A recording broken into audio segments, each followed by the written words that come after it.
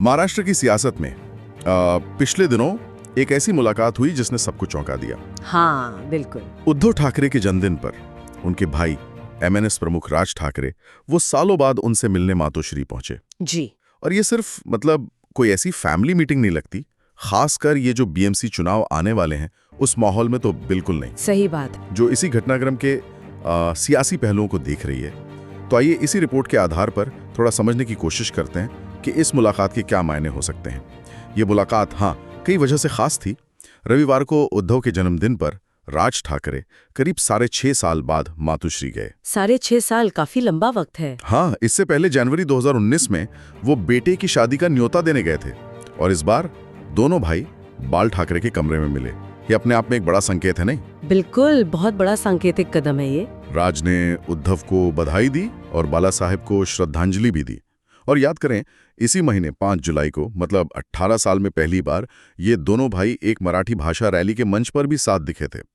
तो कुछ तो चल रहा है। हाँ बिल्कुल, इसे सिर्फ दो भाइयों का मिलना समझना वो शायद पूरी तस्वीर नहीं होगी। करीब 20 साल की राजनीतिक दूरी और फिर जैसा आपने कहा बाला साहेब के कमरे में मिलना, ये सिर्फ एक भावुक पल नहीं है। ये उस मूल ठाकरे ब्रांड पर दोनों भाइयों के दावे की तरफ भी इशारा करता है जिसे शिंदे गुट ने चुनौती दी है। अच्छा।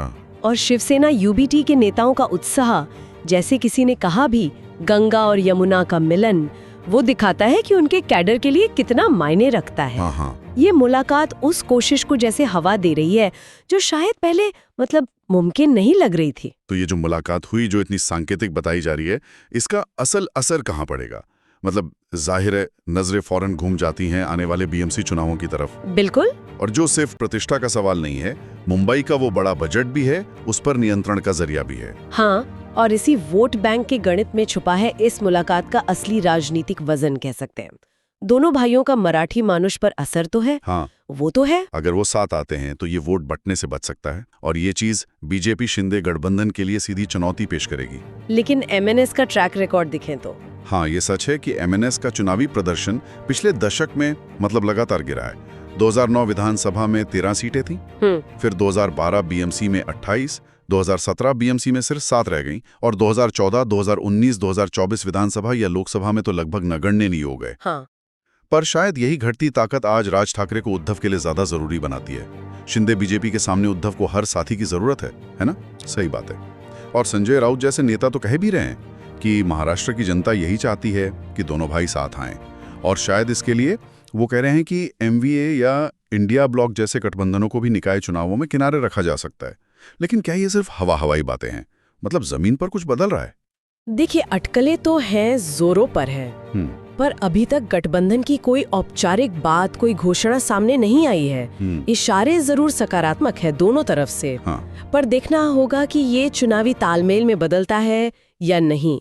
हाँ, ये मुलाकात एकनाथ शिंदे खेमे के लिए जरूर चिंता की बात होगी। बिल्कुल होगी, क्योंकि ठाकरे भाइयों का साथ आना मराठी वोटों का पूरा खेल बदल सकता है। तो असली सवाल यही है कि क्या ये सिर्फ बीएमसी जीतने की एक रणनीति है या महाराष्ट्र की राजनीति में ठाकरे परिवार के दबदबे का कोई नया अध्याय शुरू हो रहा है? तो कुल मिलाकर ठाकरे भाइयों की ये ताजा गर्मजोशी इतने सालों के फासले के बाद, और वो भी अहम बीएमसी चुनावों से ऐन पहले, महाराष्ट्र की सियासत में एक नई हलचल तो पैदा करी गई है। हाँ, हलचल तो है। अब ये देखना होगा कि क्या ये पारिवारिक नजदीकी वोटों के समीकरण में भी तब्दील हो पाती है या नहीं। और सोचने वाली बात ये भी है कि इस मेल मिलाप और सियासी अटकलों के पीछे ये जो फौरी चुनावी फायदे दिख रहे हैं, इनसे हटकर क्या कोई और गहरे दबाव या कारण भी है?